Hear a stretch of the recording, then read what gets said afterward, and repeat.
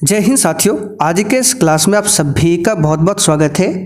तो साथियों, बिहार पुलिस सिपाही की परीक्षा के लिए आज के सेट में हम लोग जीके, साइंस और मैथ से सबसे ज़्यादा इम्पोर्टेंट प्रश्नों को सॉल्व करने वाले हैं, जो कि साथियों आपके एग्जाम के लिए बहुत ही ज़्यादा महत्वपूर्ण होगा। इस सेट में टोटल 50 क्वेश्चन है। 50 में से आपको लगभग 5 से 6 मैथ्स के क्वेश्चन भी देखने को मिलेंगे। तो आप लोग पूरा सेट को ध्यान से अटेंड कीजिए और कितने क्वेश्चन सही कर पाते हैं ये सेशन के लास्ट में कमेंट करके बताना है। और जिनको भी बिहार पुलिस का बैच ज्वाइन करना है, आपको ये वाला एप्लीकेशन प्ले स्टोर से डाउनलोड कर लेना है। उसके बाद किस प्रकार से बैच में ज्वाइन होना है वो आपको क्लास के लास्ट में बताया जाएगा। फिलहाल ये हमारा व्हाट्सअप नंबर है, ये लिख लीजिए। इस पर मैसेज करके भी या फिर कॉल करके भी बैच के बारे में जानकारी ले सकते हैं। तो चलिए इसी के साथ आज के सेट को हम लोग स्टार्ट करते हैं। तो साथियों, आज का पहला क्वेश्चन देखिए, धातु के तार का प्रतिरोध होता है। चलिए सभी ऑप्शन को ध्यान से पढ़िए और प्रत्येक स्टूडेंट को नीचे लाइव चैट में या फिर कमेंट बॉक्स में अपना अपना उत्तर जरूर बताना है, जिससे कि आप सभी का प्रॉपर तरीके से रिवीजन भी हो सके। चलिए बताइए, क्वेश्चन 1 के लिए आंसर क्या होगा? धातु के तार का प्रतिरोध क्या होता है? तो देखिए, धातु के तार का प्रतिरोध जो है इसकी लंबाई के समानुपाती होता है और अनुप्रस्थ काट के क्षेत्रफल के व्युत्क्रमानुपाती होता है। तो यहाँ पर देख सकते हैं सी ऑप्शन में दिया हुआ है लंबाई का समानुपाती और अनुप्रस्थ काट के क्षेत्रफल का व्युत्क्रमानुपाती होता है। लंबाई के समानुपाती इसका मतलब क्या है? अगर तार की लंबाई बढ़ाएंगे तो प्रतिरोध क्या होगा? वो भी बढ़ेगा। तार की लंबाई को घटाएंगे तो प्रतिरोध भी घटेगा। समानुपाती का मतलब यही होता है। और अगर हम तार की मोटाई को बढ़ाते हैं तो प्रतिरोध क्या होगा? घटता है। ये भी ध्यान रखिएगा। अगर आपसे पूछे कि तार का अगर हम मोटाई बढ़ाएंगे तो प्रतिरोध क्या होगा? घटेगा। दूसरा क्वेश्चन देखिए, किसी पदार्थ के मात्रा की मौलिक इकाई क्या है? बिल्कुल आपके सिलेबस पर आधारित क्वेश्चन है। बताइए क्वेश्चन 2 के लिए आंसर क्या होगा? किसी पदार्थ के मात्रा की मौलिक इकाई क्या है? तो यहाँ पर इसका सही जवाब है मोल। पदार्थ की मात्रा की मौलिक इकाई क्या होता है? मोल। केल्विन किसका मात्रक है? तो तापमान का एसआई मात्रक है। ज्योति तीव्रता का एसआई मात्रक क्या होता है? कैंडेला। ठीक है, तो यहाँ पर आंसर हमारा क्या होगा? मोल। तीसरा क्वेश्चन देखिए, वायर वाउंड वेरिएबल रेसिस्टेंस को किस नाम से जाना जाता है? और साथियों, जैसे ही क्लास खत्म होगा इसका पूरा पीडीएफ आपको मिल जाएगा बिहार पुलिस के बैच में एप्लीकेशन पर। एप्लीकेशन का लिंक डिस्क्रिप्शन बॉक्स में दिया हुआ है, जाकर आप लोग ज्वाइन कर लीजिए। तो वायर वाउंड वेरिएबल रेसिस्टेंस को किस नाम से जाना जाता है? तो इसको रिहोस्टेट के नाम से जाना जाता है। यहाँ पर बी ऑप्शन आपका सही जवाब है।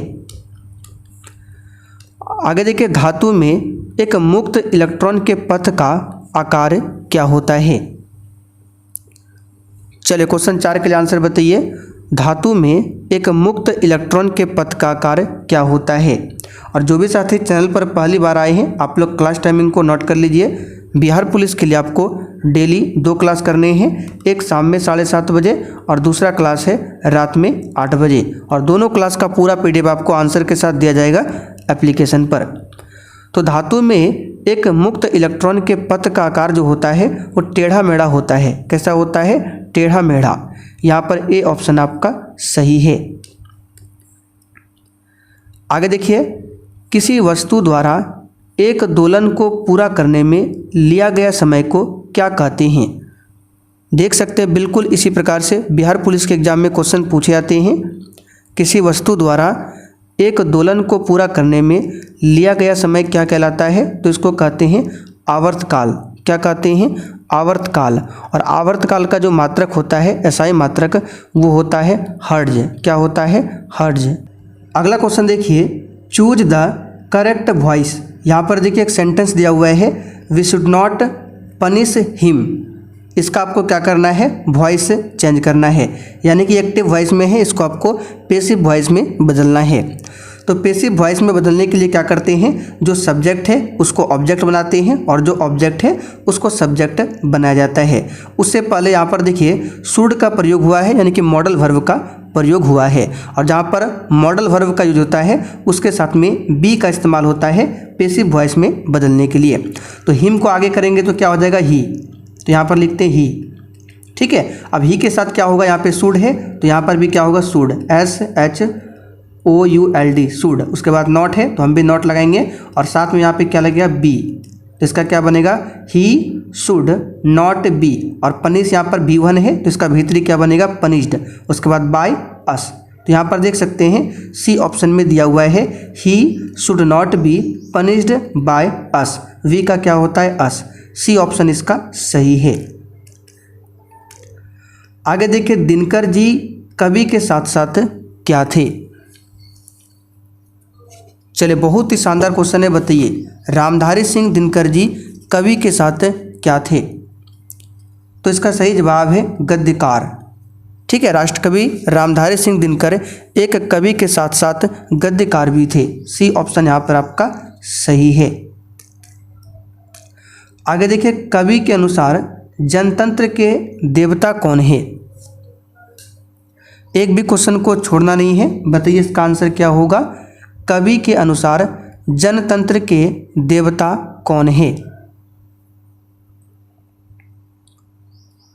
तो यहाँ पर इस क्वेश्चन का आंसर क्या होगा, राष्ट्रकवि दिनकर के अनुसार जनतंत्र के देवता जो देश के लिए कुर्बान हो, देश के लिए पसीना बहा दे, वह किसान मजदूर है। तो यहाँ पर इसका सही जवाब है किसान मजदूर। साथियों यहाँ पर आप लोग देख सकते हैं क्लास नोट्स का सेट नंबर 60 एप्लीकेशन पर अपलोड हो गया है, तो आप लोग फटाफट से जाकर रिवीजन कर लीजिए, कल आपको दूसरा नोट्स मिलेगा। और जो भी साथी चैनल पर पहली बार आए हैं, अगर आपको भी इसी प्रकार से क्लास का नोट्स चाहिए तो यहाँ पर देख सकते हैं ये हमारा व्हाट्सअप नंबर है, इस पर डायरेक्ट मैसेज या फिर कॉल करके भी इस नोट्स के बारे में जानकारी ले सकते हैं। बिल्कुल इसी प्रकार से स्पेशल बिहार जीके का भी नोट्स दिया जा रहा है, ये आपके एग्जाम के लिए बहुत ही ज़्यादा महत्वपूर्ण होगा। आगे देखिए लिथियम, सोडियम और पोटेशियम में क्या समानता है। बताइए लिथियम, सोडियम और पोटेशियम इसमें क्या समानता है। तो यहाँ पर इस क्वेश्चन का आंसर क्या होगा, लिथियम, सोडियम और पोटेशियम में क्या समानता है। तो ऑप्शन ए में दिया है ये अक्रिय तत्व है, ये तो गलत है। क्षारीय मृदा तत्व है, ये ऑक्साइड नहीं बनाते, इनके बाह्यतम कोश में एक इलेक्ट्रॉन होता है, ये बिल्कुल सही है। लिथियम हो गया, सोडियम हो गया, पोटेशियम, तीनों के बाह्यतम कोश में एक इलेक्ट्रॉन होते हैं। तो डी वाला ऑप्शन यहाँ पर आपका सही जवाब है, ध्यान रखिएगा। आगे देखिए एम सेल में अधिकतम कितने इलेक्ट्रॉनों को समायोजित किया जा सकता है। चलिए बताइए इस क्वेश्चन का आंसर क्या होगा। तो देखिए के सेल होता है, एल सेल होता है, एम सेल होता है, ठीक है। तो के सेल में अधिकतम 2 इलेक्ट्रॉन हो सकते हैं, एल सेल में अधिकतम 8 इलेक्ट्रॉन और एम सेल में अधिकतम 18 इलेक्ट्रॉन हो सकते हैं। तो एम सेल में पूछा गया है, इसका आंसर क्या होगा, बी ऑप्शन 18 इलेक्ट्रॉन। आगे देखिए तांबे और जस्ता के साथ कांस्य बनाने के लिए डैश तत्व जोड़ा जाता है। चलिए क्वेश्चन 12 के लिए आंसर बताइए। तांबे और जस्ता के साथ कांस्य बनाने के लिए कौन सा तत्व जोड़ा जाता है। तो कांसा जो है तांबा जस्ता, इसके साथ में टीन को भी मिलाया जाता है, बी ऑप्शन आपका सही जवाब है। तांबे एवं जस्ता के साथ कांस्य बनाने के लिए 3 तत्वों को जोड़ा जाता है।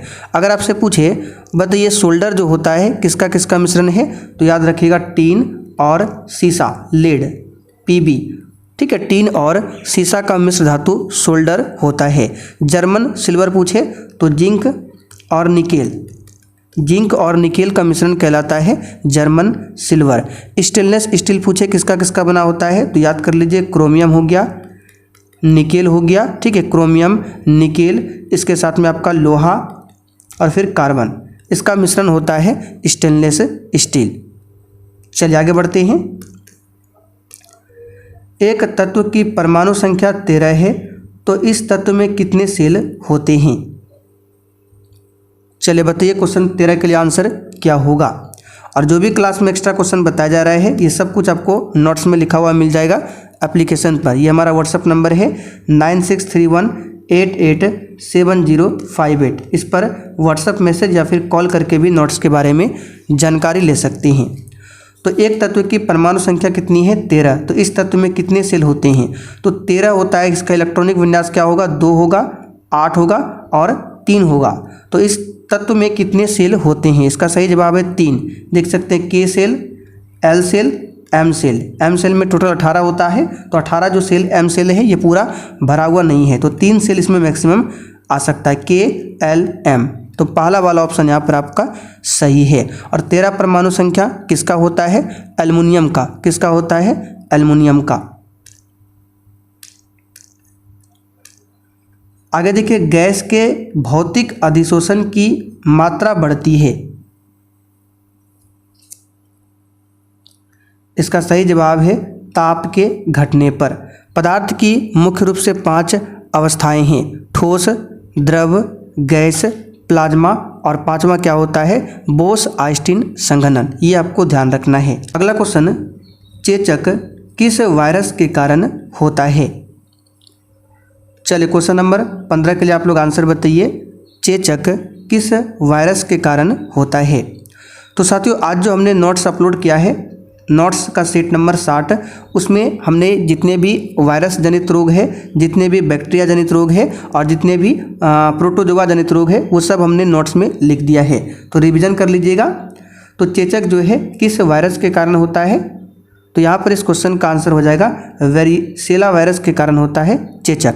ठीक है, वेरिसेला वायरस के कारण होता है चेचक। यहाँ पर बी ऑप्शन आपका सही आंसर है। अगर आपसे पूछे जो बर्ड फ्लू होता है ये किस वायरस के कारण होता है? तो H5N1। H5N1 वायरस से बर्ड फ्लू होता है। और H1N1 वायरस से क्या होता है? Swine flu. क्या होता है? Swine flu. निम्न में से कौन से जीवाणु सामान्यतः मानव की आंतों में रहते हैं? बताइए, कौन से जीवाणु सामान्यतः मानव की आंतों में रहते हैं? तो ये है एशेरिशिया कोलाई। ठीक है, एशेरिशिया कोलाई जीवाणु जो है मनुष्य की आंत में सहभोजी के रूप में रहता है। इसको याद कर लीजिएगा। बी ऑप्शन यहाँ पर आपका सही है। निम्नलिखित रोगों में कौन रोग टाइगर मच्छरों द्वारा संचारित नहीं होता है? चलिए क्वेश्चन 17 के लिए आंसर बताइए। निम्नलिखित रोगों में कौन रोग है जो टाइगर मच्छरों द्वारा संचारित नहीं होता है? तो यहाँ पर इस क्वेश्चन का आंसर हो जाएगा डी ऑप्शन, जापानी एन्सेफलाइटिस रोग जो है टाइगर मच्छर के द्वारा संचारित नहीं होता है। डी ऑप्शन यहाँ पर आपका सही है। अच्छा, प्रमुख रोग बताते हैं और उसका वाहक कौन कौन मच्छर है, थोड़ा सा आप लोग रिवीजन कर लीजिए। अगर आपसे पूछे डेंगू किस मच्छर के कारण होता है, तो मादा एडिस मच्छर। ठीक है, डेंगू जो होता है मादा एडिस मच्छर। अगर पूछे मलेरिया किसके कारण होता है, तो ये होता है मादा एनोफिलीज मच्छर। कालाजार रोग पूछे, कालाजार, तो कालाजार रोग होता है बालू मक्खी जिसको बोलते हैं सैंड फ्लाई मक्खी। ठीक है, और फाइलेरिया पूछे तो क्यूलेक्स मच्छर के कारण होता है। आपको टेंशन लेने की जरूरत नहीं है, जो भी बता रहे हैं ये लिखा हुआ मिल जाएगा। निम्न में से कौन सा मस्तिष्क का सबसे बड़ा हिस्सा है? बताइए, मस्तिष्क का सबसे बड़ा हिस्सा कौन सा है? इसका सही जवाब है सेरेब्रम। ये मस्तिष्क का सबसे बड़ा हिस्सा है।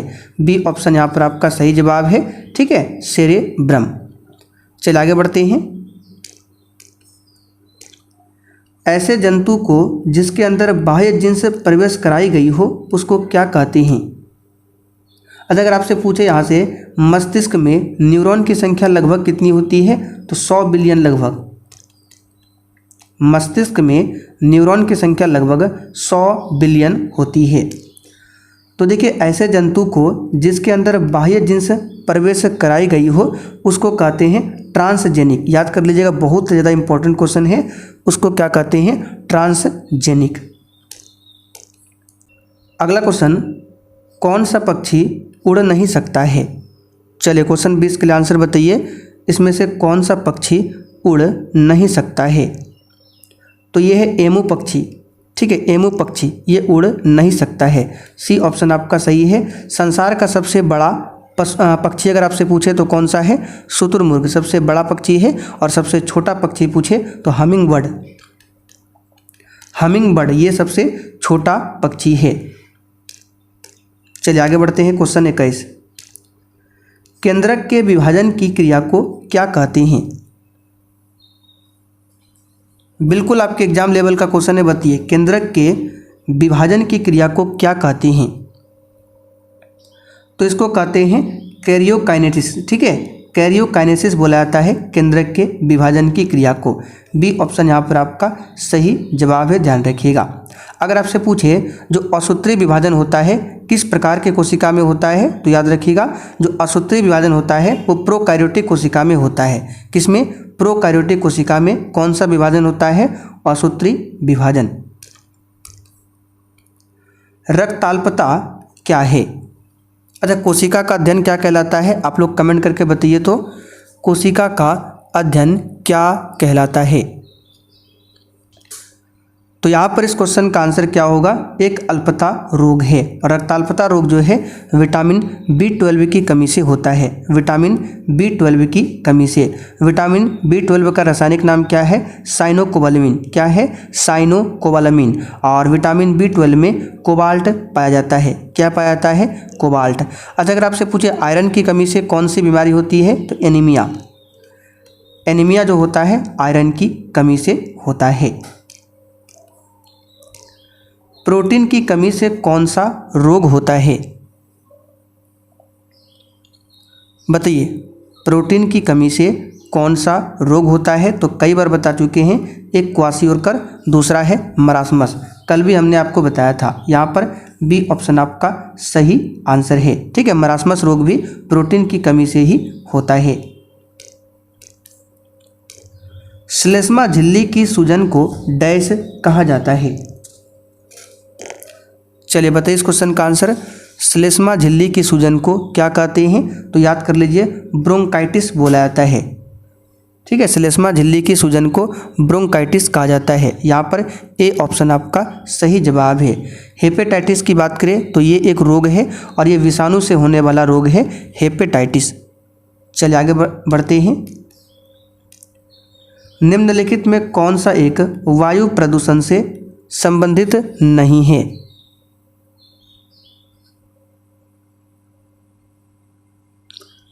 तो देखिए, स्मॉग, अम्ल वर्षा, एस्बेस्टोसिस ये सभी वायु प्रदूषण से संबंधित है, जबकि यूट्रोफिकेशन जो है ये वायु से संबंधित नहीं है। यूट्रोफिकेशन क्या है? तो यूट्रोफिकेशन में जलीय जीवों की संख्या में तीव्र वृद्धि होती है।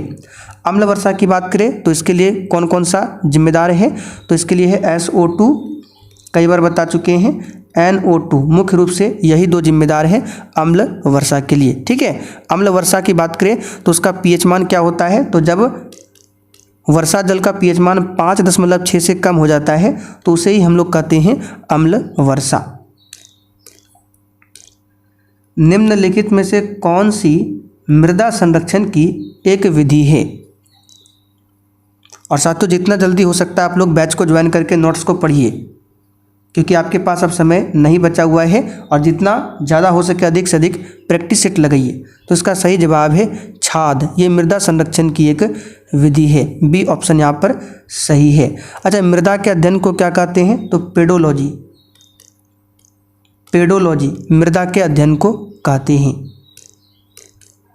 चलिए मैथ्स का क्वेश्चन देखिए।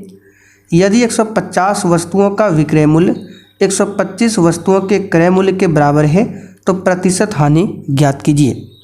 तो सिंपल सा क्वेश्चन है। यहाँ पर देखिए, 150 वस्तुओं का विक्रय मूल्य 125 वस्तुओं के क्रय मूल्य का बराबर है, यानी 125 वस्तु का क्रय मूल्य ये बराबर है 150 वस्तु के विक्रय मूल्य। CP का मतलब कॉस्ट प्राइस यानी क्रय मूल्य, SP का मतलब सेलिंग प्राइस यानी कि विक्रय मूल्य। तो यहाँ से हम क्रय मूल्य और विक्रय मूल्य का रेशियो निकाल लेंगे। ठीक है, तो 150 ये इधर आएगा तो कितना होगा? 125, यानी कि CP बटे SP हमारा क्या आ जाएगा? तो यहाँ पे इसको काटते हैं 5 से, तो 30 बार में चला जाएगा, और 5 से ये 25 बार में, फिर 5 से 6 और ये 5 से 5, यानी कि 6/5। अब देखिए, कॉस्ट प्राइस 6 है और सेलिंग प्राइस 5 है, यानी कि कोई सामान है उसका दाम 6 रुपया है और उसको बेचा जा रहा है 5 में, तो यहाँ पर क्या हो रहा है? हानि। ठीक है। तो कितना हानि हो रहा है, लॉस, 1 का लॉस हो रहा है। तो परसेंटेज लॉस कितना होगा, तो परसेंटेज लॉस बराबर होता है हानि गुना 100 बटे क्रयमूल्य। क्रयमूल्य कितना है, 6। तो ये आ जाएगा हमारा 100 बटे 6, कितना आ जाएगा 100 बटे 6 यानी कि 50 बटे 3। और 50 बटे 3 को पूर्णांक में तोड़ेंगे तो 16.2/3% आएगा। तो यहाँ पर देख सकते हैं सी ऑप्शन में दिया हुआ है। साथियों बिल्कुल इसी टाइप से मैथ्स के क्वेश्चन एग्जाम में आता है। 3 किलोमीटर प्रति घंटा की चाल से चलते हुए एक आदमी 8 घंटे में एक निश्चित दूरी तय करता है। यदि आदमी 16 किलोमीटर प्रति घंटा की चाल से दौड़ता है तो उसे समान दूरी तय करने में कितना समय लगेगा। चलिए बताइए, सिंपल सा क्वेश्चन, इसका आंसर क्या होगा। तो यहाँ पर हम क्या करते हैं, सबसे पहले दूरी निकालते हैं। दूरी बराबर क्या होता है, चाल गुना समय। तो चाल 3 है, समय 8 घंटा लग रहा है, तो टोटल दूरी कितना निकल गया, 24 किलोमीटर। ये हमारा दूरी है।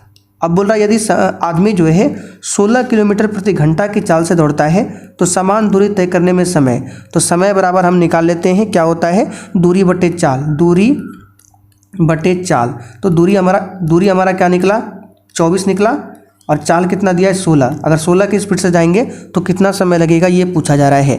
तो समय बराबर दूरी बटे चाल, दूरी 24 और चाल निकला 16, तो 24 बटे 16 कितना हो जाएगा, तो ये हो जाएगा 8 या 24, 8 दूनी 16, 3/2 यानी कि 1.5 घंटा। देख सकते हैं ए ऑप्शन में दिया हुआ है। अगर आपको बेसिक मैथ भी आता है तो बिल्कुल आराम से एग्जाम में 10 क्वेश्चन में से कम आप 8 क्वेश्चन सही कर सकते हैं। दिए गए मानों के समुच्चय का माध्य ज्ञात कीजिए। यहाँ पर आपको माध्य निकालना है। तो माध्य बराबर फॉर्मूला क्या होता है, जो भी आंकड़ा दिया है उसको जोड़ दीजिए और जितने भी आंकड़ा है उसको गिनकर डिवाइड कर दीजिए। तो यहाँ पर 2.2 प्लस 4.2 प्लस 6.4 प्लस 8.3 प्लस 10.5 और डिवाइड क्या करेंगे, तो 1 2 3 4 5 से डिवाइड कर देंगे। तो पूरा को जोड़ दीजिए और 5 से डिवाइड कर दीजिए। इसका आंसर बता देते हैं, आप लोग निकाल लीजिएगा, 6.32 आएगा। कमेंट करके बताना है कि ये आया या फिर नहीं। चंपानेर पावागढ़ पुरातात्विक उद्यान किस राज्य में स्थित है।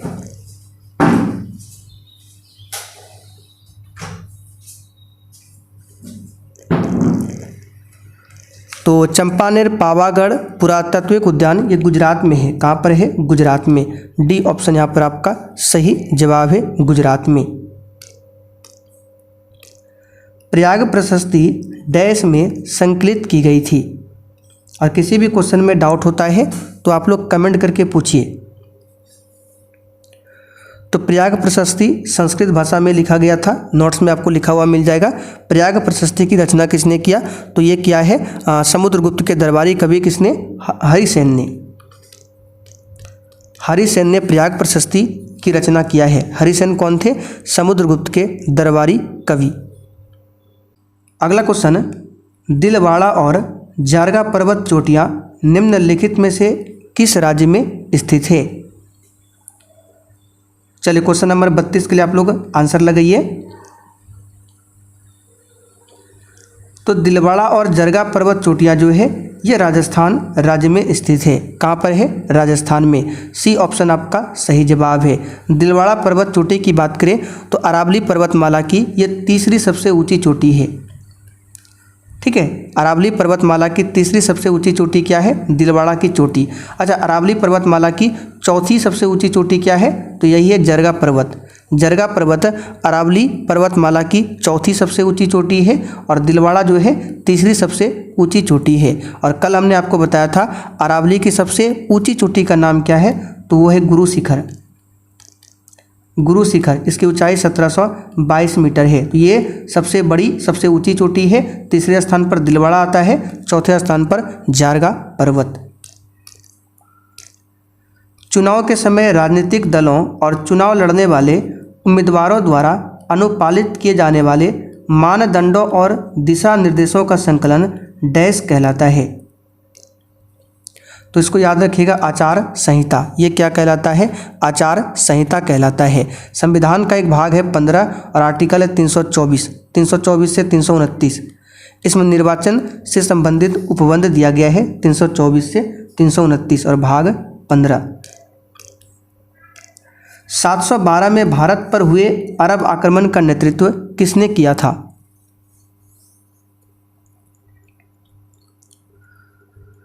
तो ये किया था मोहम्मद बिन कासिम ने। किसने किया था? मोहम्मद बिन कासिम ने। सिंपल सा क्वेश्चन है। 13वीं और 14वीं शताब्दी के दौरान पंजाब में निम्नलिखित में से कौन से जनजाति का प्रभुत्व था?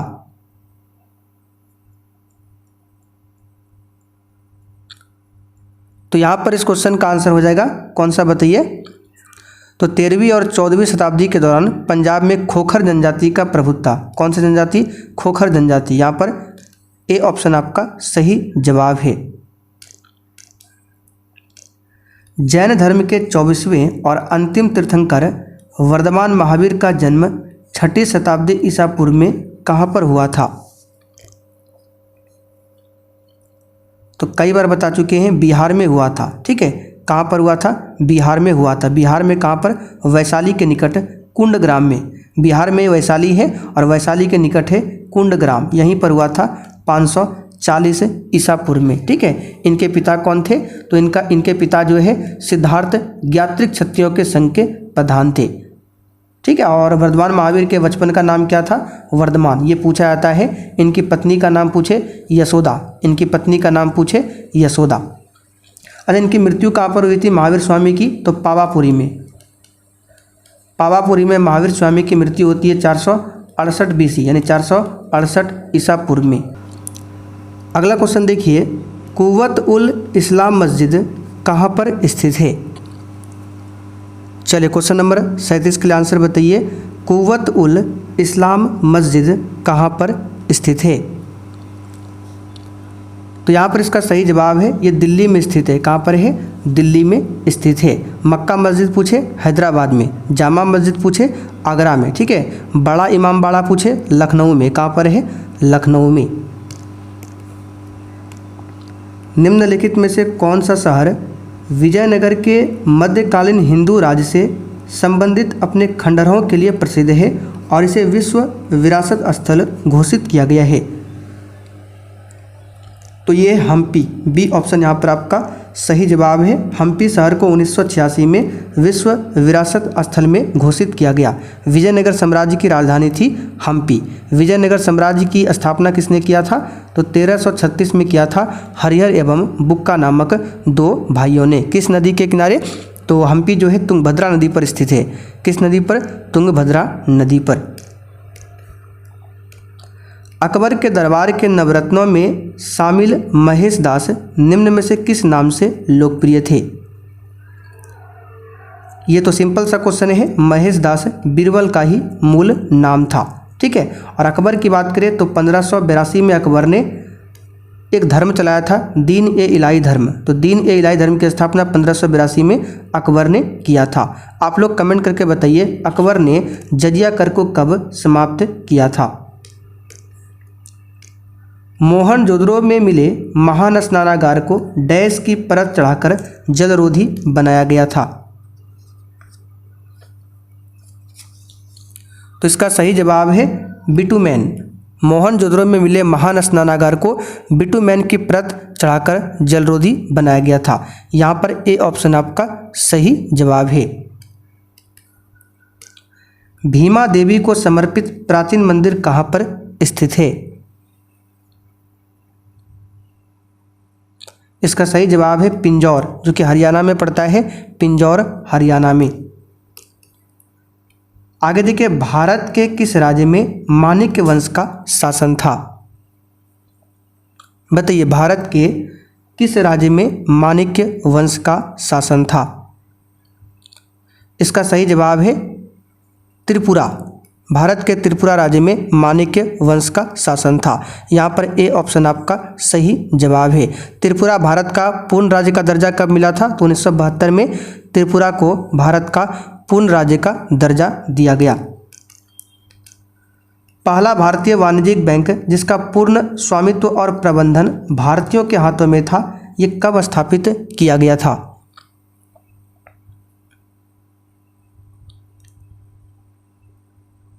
तो यहाँ पर इसका सही जवाब है 1911 में। कब स्थापित किया गया था? 1911 में।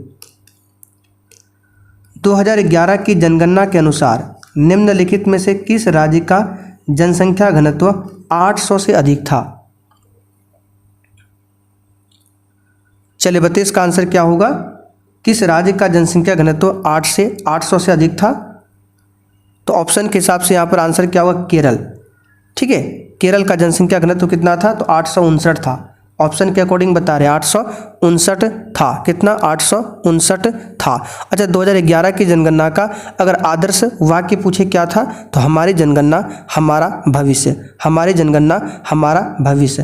अच्छा, 2011 की जनगणना के अनुसार आप लोग कमेंट करके बताइए बिहार राज्य का जनसंख्या घनत्व कितना है? बिहार राज्य का जनसंख्या घनत्व। चलिए आगे बढ़ते हैं। भारत सरकार ने केंद्रीय ग्रामीण स्वच्छता कार्यक्रम का शुभारंभ किस वर्ष किया?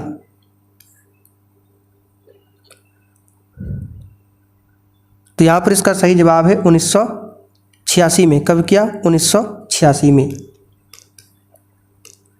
भारत में चुनाव सुधारों के संदर्भ में वीवीपैट में टी का क्या मतलब है? तो वीवीपैट का फुल फॉर्म क्या होता है? तो वोटर वेरीफाइबल, ठीक है, voter verifiable paper audit trail. ठीक है, ऑडिट ट्रेल। तो इसमें टी का मतलब होता है ट्रेल। डी ऑप्शन यहाँ पर आपका सही जवाब है। चेंजिंग इंडिया नामक पुस्तक के लेखक कौन है? बताइए, चेंजिंग इंडिया नामक पुस्तक के लेखक कौन है? तो यहाँ पर इस क्वेश्चन का आंसर है doctor Manmohan Singh. D option यहाँ पर आपका सही जवाब है। एक पुस्तक याद रखिएगा, मैं हिंदू क्यों हूँ, मैं हिंदू क्यों हूँ, ये पुस्तक है। इसके लेखक कौन है? शशि थरूर। कौन है? शशि थरूर। अगर आपसे पूछे बताइए होम इन द वर्ल्ड, ठीक है, ये सब लिख देंगे, आपको नोट्स में मिल जाएगा। होम इन द वर्ल्ड, इस पुस्तक के लेखक कौन है? Amartya Sen. The light of Asia, इसके लेखक कौन है? जयराम रमेश। जयराम रमेश। अगला क्वेश्चन, निम्नलिखित में से कौन सी अभाज्य संख्या है? देखिए, अभाज्य संख्या का मतलब होता है जिस संख्या का केवल और केवल दो गुणनखंड हो, दो से अधिक नहीं होना चाहिए। जैसे 213 की बात करें, इसमें 1 से भाग लगेगा, फिर 3 से भी भाग लग जाएगा, 71 से भी भाग लगेगा, 213 से भी भाग लगेगा। तो यहाँ पर देख सकते हैं 1 2 3 4, 2 से अधिक हो गया गुणनखंड, मतलब ये भाज्य है। 173 की बात करें, इसमें 1 से लगेगा और 173 से ही लगेगा, दूसरा किसी भी संख्या से इसमें भाग नहीं लगेगा। 143 की बात करें, इसमें 1 से लगेगा, 11 से लगेगा, 13 से लगेगा, फिर 143 से लगेगा। 123 की बात करें, इसमें भी 1 से लगेगा, 3 से लगेगा, 41 से लगेगा, 123 से लगेगा। तो यहाँ पर सब में देख सकते हैं 2 से अधिक गुणनखंड है, केवल बी वाला छोड़कर। इसमें केवल 2 गुणनखंड है, इसका मतलब ये क्या है? अभाज्य संख्या है। एक त्रिभुज की भुजाएं 5 सेंटीमीटर, 7 सेंटीमीटर और 11 सेंटीमीटर है, तो उस त्रिभुज का क्षेत्रफल ज्ञात कीजिए। तो सिंपल सा बता देते हैं, इसमें आपको फॉर्मूला यूज करना है हीरोन का सूत्र का, जो कि फॉर्मूला होता है S इंटू, 9th क्लास का क्वेश्चन है, S minus A, S minus B, S minus C. आप लोग निकाल लीजिएगा। अब यहाँ पर S का मतलब क्या है? तो S का मतलब आपका परिधि, ठीक है, अर्ध परिमाप। तो अर्ध परिमाप कैसे निकालते हैं? तो तीनों भुजाओं को जोड़ के 2 से भाग करते हैं। तो 5 + 7 + 11 कर दीजिए और 2 से भाग कर दीजिए। तो 7 5 कितना हो जाएगा? 12, 12 11 कितना हो जाएगा? 23। यानी कि S का मान 23/2 है। तो जहाँ जहाँ पे S है आपको 23/2 याद रखना है। और A B C का मान, यहाँ पर A का मान 5, B का मान 7, C का मान C। इसको सॉल्व कर लीजिएगा, ठीक है। हम सॉल्व करेंगे तो वीडियो अधिक लंबा हो जाएगा। आपको बता दिया किस प्रकार से सॉल्व करना है। इसका आंसर होगा 12.96 सेंटीमीटर स्क्वायर। 4/5 में कितना जोड़ने पर प्राप्त परिणाम 5/4 के बराबर होगा? इस टाइप के क्वेश्चन अगर आपसे पूछे तो आपको कुछ नहीं करना है। 4/5 में कितना जोड़ना है? तो x जोड़ दीजिए और ये कितना आ जाएगा? 5/4। अब x का मान निकाल दीजिए, आपका आंसर आ जाएगा 5/4 और ये इधर आएगा तो -4/5। x बराबर कितना हो जाएगा? ये 20, 4 पंचे 20, 5 25, 5 चौक 16, यानी कि x का मान आ जाएगा 9/20। तो यहाँ पर देख सकते हैं 9/20 दिया हुआ है। तो साथियों आज के लिए इतना ही। आज का प्रैक्टिस सेट यहीं पर कंप्लीट होता है। अब आप लोग कमेंट करके बताइए आज आपने 50 क्वेश्चन में से कितने क्वेश्चन सही किए। और जिनको भी बिहार पुलिस का बैच ज्वाइन करना है, कहाँ पर आपको नोट्स मिलेगा, क्लास का नोट्स कैसे मिलेगा, ठीक है, स्पेशल बिहार जी के कहाँ पर मिलेगा, आइए आपको बताते हैं। तो यहाँ पर देख सकते हैं ये है आपका बिहार पुलिस का बैच। इसको ज्वाइन करने के लिए प्ले स्टोर से ये वाला एप्लीकेशन डाउनलोड करना है, फिर ऑल कोर्स पर क्लिक करना है, सबसे ऊपर बिहार पुलिस का बैच मिल जाएगा। ठीक है, तो ये मई मंथ चल रहा है, तो इसी मंथ तक आप लोग हो सके बैच को परचेज कर लीजिए। तो बैच परचेज करने के बाद अगर किसी भी प्रकार की समस्या आती है तो ये हमारा व्हाट्सअप नंबर है, या पेमेंट करने में कोई भी समस्या हो इस पर व्हाट्सअप मैसेज कीजिए। बाकी कोर्स में क्या क्या मिलेगा, आज से पहले जितने भी क्लास हुए हैं सभी क्लास मिल जाएंगे, सभी क्लास का PDF भी मिलेगा आंसर के साथ में। 2024 का क्वेश्चन बैंक 2024 तक का बूस्टर जी के मिल जाएगा वन लाइनर फॉर्म में, जो भी क्लास में हम एक्स्ट्रा क्वेश्चन बताते हैं। इंपॉर्टेंट शॉर्ट नोट्स मिल जाएगा छोटा छोटा सब्जेक्ट वाइज, जहाँ से एग्जाम में क्वेश्चन डायरेक्ट फंसता है। स्पेशल बिहार जी के नोट्स मिल जाएगा, सब्जेक्ट वाइज क्लास भी मिलेगा। ठीक है, तो मात्र 119 में आप लोग इस बैच को ज्वाइन कर सकते हैं।